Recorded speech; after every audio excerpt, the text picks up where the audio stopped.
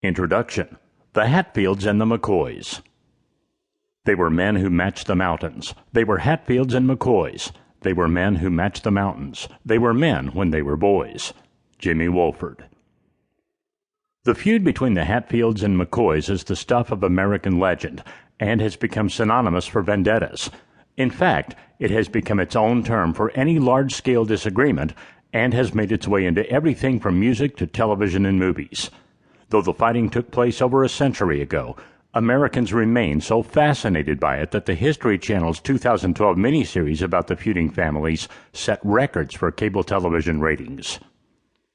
These days, the feud between the Hatfields and McCoys is a celebrated piece of American folklore, but for two families living along the West Virginia-Kentucky border during the last half of the 19th century, the feud was literally a matter of life and death. 21st century America might celebrate this relic of the country's rural past, but modern society would also likely scoff at the idea of a couple of rural families taking pot shots at each other through the woods over slights as insignificant as a stolen pig. Nevertheless, for the Hatfields and McCoys, the feud was every bit as dangerous as a modern gang war or organized crime activity. While the feud may be harder to understand today, it was a microcosm of other conflicts that shaped America's destiny.